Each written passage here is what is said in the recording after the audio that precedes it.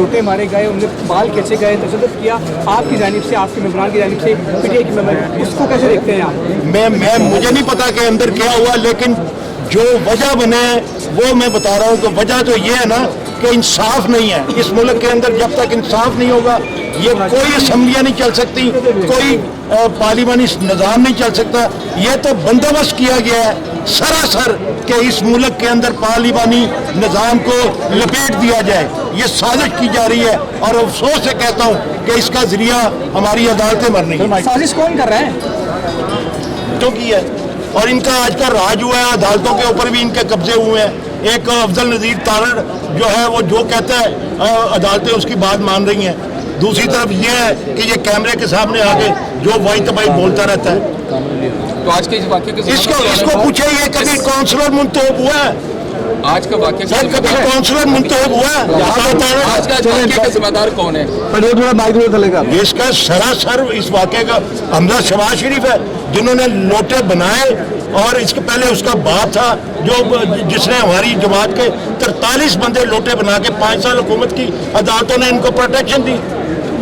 लेकिन high court के orders है ना, आज इलेक्शन डिप्टी स्पीकर को तो बहरहाल करवाना। वो हाई कोर्ट को चाहिए था कि वो आईजी पंजाब को नोटिफाई कर देता स्पीकर पंजाब असेंबली, सीधा सीधा काम करता। हाई कोर्ट का फैसला ठीक नहीं है, दुरुस्त नहीं है, बिल्कुल नहीं, आयन और कानून के मुताबिक नहीं है।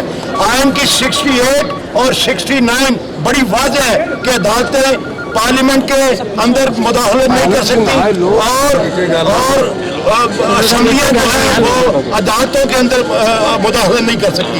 बड़े वाज़ेह आयन है, उसके बावजूद अदालतें जो है वो आयन के ऊपर अमल दरामद नहीं कर रही, तो इस मुल्क का निज़ाम नहीं चल सकता। तो सुप्रीम कोर्ट का दरवाजा भी तो है आपके पास, आप अपील आगे लेके जा सकते हैं या कुछ भी अपील का फोरम एक है, बल्कि आपकी अपील रिजेक्ट हुई है। कौन सी भाई अदालतों के पास जाए जहाँ इंसाफ जो है वो इस तरह मिलता है। अगर पैनल ऑफ चेयर का एक बंदा प्रिजाइड कर सकता है कौमी असम्बली के अंदर, तो यहाँ पे क्यों नहीं कर सकता पैनल ऑफ चेयर का बंदा? तो इसका मतलब ये लोटे को प्रिजाइड करने के लिए और उसको तहफ़्फ़ुज़ देने के लिए अदालतें बनी हुई हैं। इस मुल्क में आयन मौजूद है मेरे भाई, आयन के तहत अदालतें नहीं चलेगी तो फिर आगे क्या? आप ये क्या कर सकते हैं फलां जगह पे ये हो गया, फलां जगह पे